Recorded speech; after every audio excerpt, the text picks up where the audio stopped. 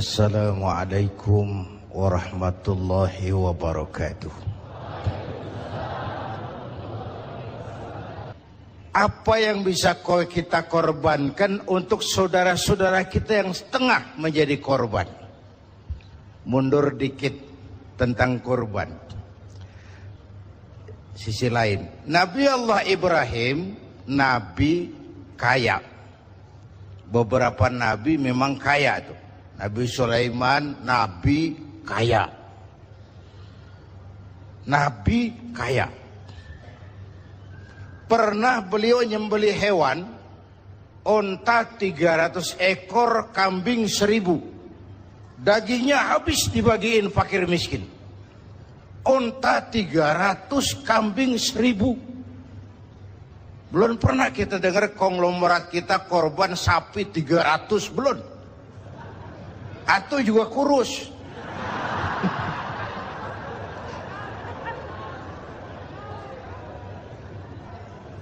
Onta 300, kambing 1000 disembelih, dagingnya habis dibagiin fakir miskin. Malaikat memuji, manusia kagum. Bukan main Ibrahim ini. Kaya berani. Kalau miskin berani umum. Kepepet. Kaya berani. Sekali nyembelih hewan, onta 300, kambing 1000. Dikagumi malaikat, dipuji manusia, timbul sifat manusiawi beliau. Kalau onta 300, kambing 1000 mah kecil. Jangan onta, jangan kambing. Andai kata saya punya anak sekalipun, diperintahkan untuk disembelih, akan saya sembelih untuk mendekatkan diri kepada Allah. Tuh keluar tuh ucapan. Kenapa? Waktu itu beliau belum punya anak, jadi ngomongnya enak. Tuh biasa bahasa kampanye.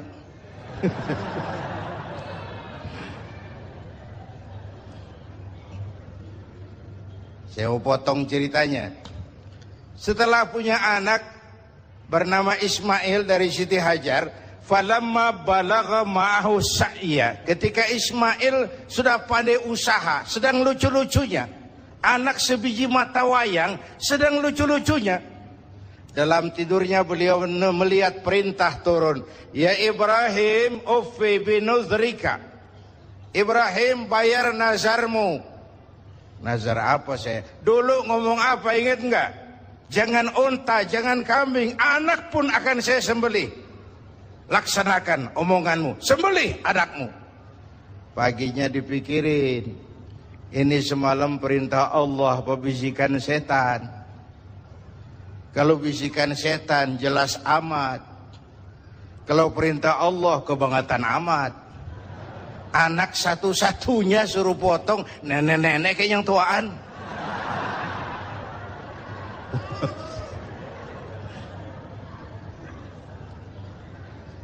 Maaf nek, bercanda.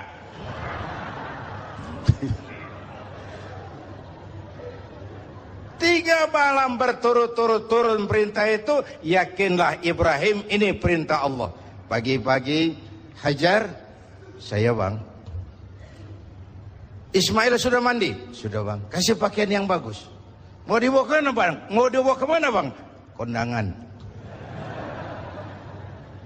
Berangkatlah anak dan bapak, dilepas pandangan mata sang ibu. Saat itu iblis repot. Kapan dan dimanapun saja, kalau ada orang mau taat, ada orang mau ibadah, iblis repot. Gila ini. Anak sendiri mau dipotong. Kalau orang tiap orang imannya begini, sepi nerakanya. Ini harus digagalkan ini. Harus digagalkan ini. Iblis datang kepada Nabi Ibrahim. Ibrahim, mau kemana kamu? Ke Jabal Kurban, ke bukit. Mau ngapain? Nyembelih anak saya. Kenapa kau sembelih? Perintah Allah. Oh jangan. Allah mah sentimen sama ente. Dia nggak pengen ente punya keturunan, makanya disuruh potong. Jangan, saya mah kasih tahu nih, kita kan CS. Ini kalau bahasa Qur'annya, wa inni lakum minan nasihin. Saya kasih saran yang bagus, jangan dilaksanakan. Ini perintah Allah, iblis. Gak ada urusan sama kamu. Minggir. Suami mantap, iblis mikir lagi. Lewat bininya nih kali ini. Bisa digagalin. Biasanya kan perempuan lebih tinggi perasaannya dari pikirannya. Nih bisa nih digoda nih. Datang iblis kepada Siti Hajar. Hajar, kamu tahu mau dibawa kemana anakmu sama suamimu? Gak tahu, katanya mau kondangan. Kamu dibohongin, mana ada orang kondangan bawa tambang sama pisau. Anakmu mau disembelih. Lah kok tegel-tegel itu? Kok sampai hati nyembelih anaknya sendiri? Katanya perintah Tuhannya Allah. Perintah Allah. Iblis, kalau memang ini perintah Allah, jangankan cuma anakku Ismail, aku ibunya mau ikut disembelih. Gak ada urusan sama kamu. Minggir. Kita iblis ini lebih gila dari lakinya nih. Malah mau ikut minta dipotong sekalian. Dikira perempuan imannya lemah, malah mantep. Suami mantap, istri mantap, tinggal satu harapannya. Lewat Ismail kecil nih. Namanya juga ABG nih. Anak baru gede nih. Gampang nih urusan nih. Datang iblis kepada Ismail. Ismail. Ya om. Namanya ABG. Ya? Om iblis. Kamu tahu mau dibawa kemana sama bapakmu? Gak tahu. Kamu mau disembelih? Disembelih. Kok sampai hati bapak nyembelih saya? Katanya perintah Allah, Tuhanmu itu. Perintah Allah. Kalau perintah Allah itu, iblis, zahir batin saya siap, zahir batin saya ikhlas. Gak ada urusan sama kamu, iblis. Minggir. Iblis mau ngomong lagi, Ismail kecil ngambil kerikil. Idhab ya la'in, pergi laknat, terkutuk kamu. Itu yang disimbolkan ngelontar tuh hiajiah. Itu simbol permusuhan abadi manusia sama iblis. Di Mina iblis kita sambitin, sampai pancoran tetap kita musuhin. Ini kan jamaah haji kita disuruh doang gembes banget ngelontarnya. Bismillahirrahmanirrahim, Allahu Akbar, joger. Gak ada kerikil, sendal, duar. Ngelontar setan. Selesai haji, selesai. Pulang ke tanah air, pulang. Sampai di Jakarta, ditemenin lagi setan. Tuh setan nyengir dong, lu kemarin nyambitin gue bohong-bohongan lo. Sekarang berteman lagi. Simbol permusuhan abadi manusia dengan iblis. Perintah dilaksanakan, Ismail diganti seekor kambing kibas, dan baru karunia lagi seorang putra yang bernama Ishak. Artinya apa? Nggak pernah rugi orang yang mau berkorban. Bapak Ibu dan pemirsa TV One yang saya hormati.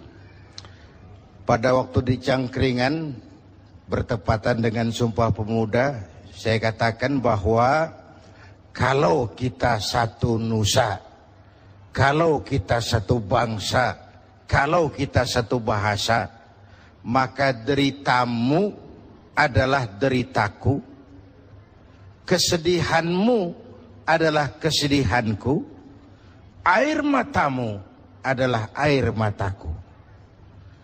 Lalu apa yang bisa kita korbankan untuk saudara-saudara kita yang tengah menjadi korban? Pertama, saya bangga, saya bersyukur Bapak Presiden memilih berkantor di salah satu ruangan di Magelang, di kaki Gunung Merapi. Sosok dari pemimpin yang ingin dekat dengan rakyat bagaimanapun keadaan yang tengah dihadapi oleh rakyat. Ini mengingatkan ke saya waktu terjadi peristiwa hijrah.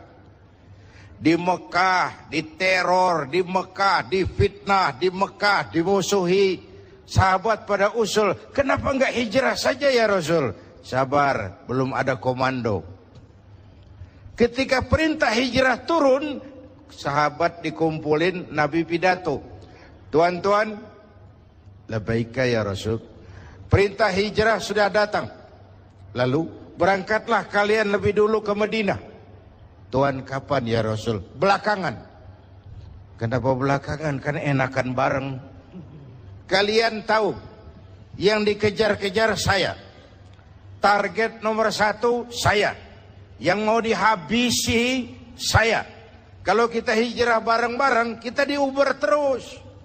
Tapi kalau kamu lebih dulu berangkat hijrah, kamu akan sampai dengan selamat di Madinah insya Allah. Karena saya yang mereka kejar, saya yang mereka ancam, saya yang mereka mau bunuh, tetap bertahan di Mekah. Mekah bahaya. Berangkatlah kamu selamatkan dirimu, biar saya di Mekah menghadang bahaya. Inilah pemimpin. Gak mentang-mentang turun perintah hijrah terus ngepak koper, udah ya gue duluan ya. Enggak. Keselamatan umat diutamakan. Kemaslahatan umat diutamakan. Jadi kalau presiden saja sudah berkantor di kaki Gunung Merapi, menggembirakan buat rakyat, mestinya menteri-menteri yang berkaitan juga mikir. Menko Kesra, Mensos, kalau begitu saya mesti berkantor di tempat pengungsian. Deketan lagi. Menerima sinyal, jangan boyong-boyong doang. Ada empati. Man a'ana mujahidan faqad jahada. Siapa yang membantu orang yang sedang berjuang, pada hakikatnya dia juga sudah ikut berjuang. Bapak Ibu hadirin dan pemirsa TV One yang saya hormati. Wallahu fi aunil abdi madamal abdu fi auni akhi. Allah akan selalu menolong seorang hamba selama hamba itu masih mau menolong saudaranya. Dulu ada pepatah, a friend in need is a friend indeed. Itu bahasa Jawanya begitu. A friend in need is a friend indeed. Teman sejati kelihatan waktu kita perlu. Teman sejati kelihatan waktu kita perlu. Begitulah rakyat ini. Merasa ada kok, kita punya pemerintah kok. Kita punya pemimpin kok, kita nggak sendiri kok, kita punya teman kok. Sesuai dengan bidang dan kemampuan kita masing-masing. Dulu Nabi Sulaiman menggalang dana untuk mobilisasi mau jihad. Bukan cuma manusia, binatang semua pada nyumbang. Mula-mula datang gajah, gajah nyumbang kebo. Datang kerbau, kerbau nyumbang ayam, nyumbang kambing. Datang kambing, kambing nyumbang ayam. Datang ayam, ayam nyumbang burung. Datang burung, burung nyumbang belalang. Datang belalang, belalang nyumbang semut. Gajah yang nyumbang kerbau ngeledek. Belalang, kecil amat sumbangan lu semut. Liatin gue nyumbang kebo, kata gajah. Nabi Sulaiman senyum. Beliau bilang, al-hadiyatu biqadril muhdi. Jangan sombong ja. Sama gajah ngomongnya waktu itu. Jangan sombong ja. Biar kamu nyumbangnya kebo, itu belalang nyumbang burung. Pemberian mah sesuai kemampuan orang yang memberi. Kalau gajah nyumbang kerbau, pantas gajah gede sumbangannya gede. Belalang nyumbang semut, wajar belalang kecil sumbangannya kecil. Ini yang sering terjadi, datang gajah nyumbang semut. Tahu masjid lagi direnovasi, mobilnya banyak, rumahnya gede, datang panitia masjid 1000.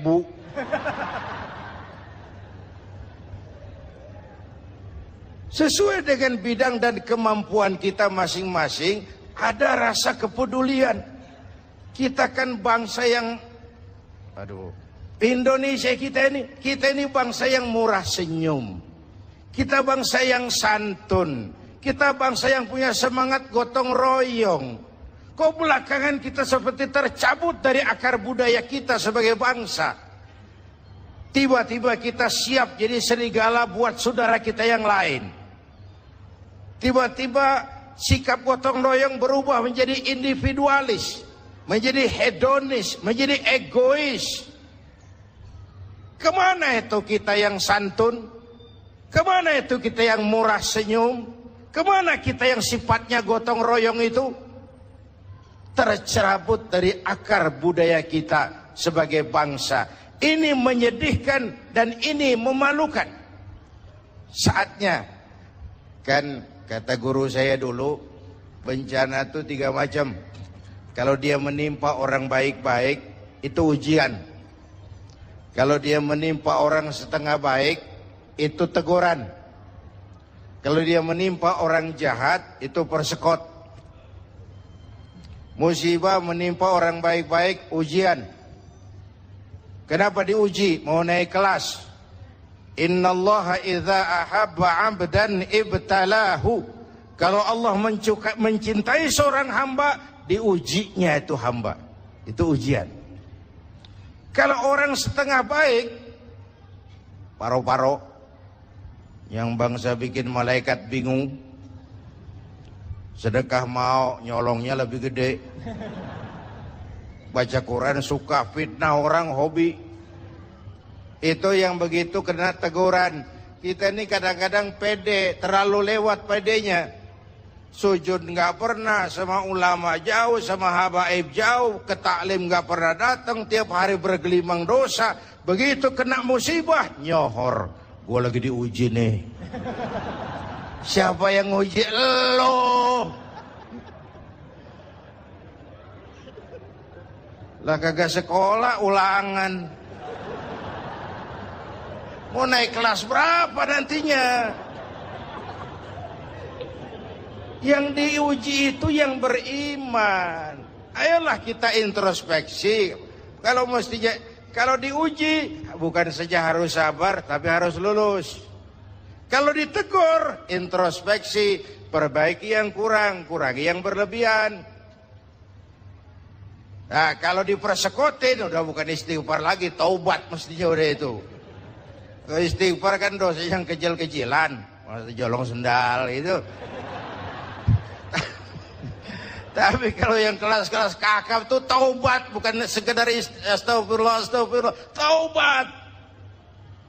Apalagi kita ini bangsa yang merdekanya, saya coba lihat, dengan keringat, air mata, darah, dan nyawa. Kita merdeka itu bukan pemberian Jepang, bukan hadiah Belanda, keringat, air mata, darah, dan nyawa. Bangsa yang ditempa seperti itu mestinya tegar, tahan banting, tidak cengeng. Jatuh, bangkit, jatuh, bangun, jatuh, bangkit. Nggak dapat kesulitan lalu kayak ayam sampar. Ada saat bangkit. Orang mah, kalau orang Betawi kata nih, orang mah bang kalau udah biasa susah, ketemu susah, nggak kaget udah. Ya, emang udah lalap. Saya santri nih, biasa makan kangkung, datang ke rumah temen dikasih kangkung, makanan gue nih. Dikasih daging ayam lah nambah, emang apa? Orang tuh kalau biasa susah, ketemu susah, mestinya nggak kaget. Saya santri, biasa tidur di masjid, disuruh nginep di hotel, lah pulas. Tapi yang biasa tidur di hotel, suruh nginep di masjid, encok. Kita ini bangsa yang ditempa oleh jatuh bangun. Istilah Bung Karno mengalami up and down. Up and down. Timbul, tenggelam, jatuh, bangun, rebah, tengkurap, jatuh, bangun, timbul, tenggelam. Bangsa yang ditempa seperti itu mestinya jadi bangsa yang tahan bantingan. Apalagi guru kita Habib Munzir tadi bilang 1001 hikmah selalu ada di balik musibah. Jangan pernah suudzon, buruk sangka kepada Allah. Harus dengan husnuzon, baik sangka kepada Allah bahwa maslahatnya adalah untuk kepentingan juga, asal kita pandai-pandai melakukan introspeksi. Hadirin hadirat dan pemirsa TV One yang saya cintai, mendekati akhir dari siaran kita kali ini, sebelum dibacakan doa oleh guru kita Habib Munzir Al-Musawwa, saya ingin sampaikan catatan yang bersumber dari At-Taubah ayat 60. Bangsa yang paling banyak dapat bencana dan musibah itu Bani Israel. Penyebabnya ada beberapa. Pertama, kanu yakfuruna bi ayatillah, mengingkari ayat-ayat Allah, kufur kepada ayat-ayat Allah. Itu yang pertama. Yang kedua, wa yaqtulunan nabiyyina bighairi haqq, mereka membunuh para nabi tanpa alasan yang benar. Bayangin, nabi dibunuh. Ini udah mbahnya preman ini. Secara fisik, di zaman kita sekarang banyak orang yang bunuh nabi. Bukan fisiknya, ajarannya yang dibunuh, sunnahnya yang ditinggalkan, kecintaan kepadanya yang dimatiin, ahli warisnya dihabisin. Itu juga membunuh para nabi. Hadirin yang saya hormati, maka kita bersyukur dengan adanya majelis Rasulullah ini menjadi benteng kita menjaga apa yang ditinggalkan baginda Rasulullah. Yang keempat, zalika bima asaw, perbuatan maksiat yang melampaui batas. Terjadi penjungkiran nilai, yang benar dicaci maki, yang salah dijadikan idola, yang hak jadi ma'ruf, yang munkar menjadi ma'ruf. Terbalik pandangan orang. Yang keempat, wa kanu ya'tadun, dan perbuatan yang sangat melampaui batas. Kalau maksiat terlalu banyak, Allah murka. Kalau Allah murka, bencana turun. Kalau turun bencana, nggak cuma orang zalim yang kena. Coba lihat Aceh, Serambi, Mekah, banyak saudara-saudara kita yang rajin sujud di sana, dihantam tsunami. Padang, negeri di mana adat basandi, sara basandi kitabullah, ribuan masjid terbangun, dihantam gempa, luluh lantak. Bencana kalau datang nggak pernah milih. Iya, kalau kita makan nangka kena getahnya, itu si resiko. Nggak makan nangka kena getahnya, itu sial dangkalan namanya. Tahu sial dangkalan? Jatuh ke sumur ketiban ember, nah itu sial dangkalan namanya. Jatuhnya udah sakit, tambah ketiban ember lagi. Bencana kalau datang nggak pernah milih. Enak kalau gempanya ngasih tahu, Kiai mohon minggir ya, mau gempa ini. Sopan bener itu gempa. Bencana kalau datang, wattaqu fitnatan la tusibanna allazina zalamu minkum khassah. Takutlah bencana yang kalau turun tidak hanya menimpa orang yang zalim di antara kamu, yang baik-baik akan terkena juga bagiannya. Oleh karena itu, semoga banyaknya bencana di negeri kita ini memberikan semangat introspeksi buat kita semua. Ayo kita perbaiki yang kurang, ayo kita kurangi yang memang berlebihan. Yang tadinya jauh, ayo kita mendekat kepada Allah. Supaya dengan demikian makhluk-makhluk yang diciptakan Allah semuanya tunduk kepada perintah Allah.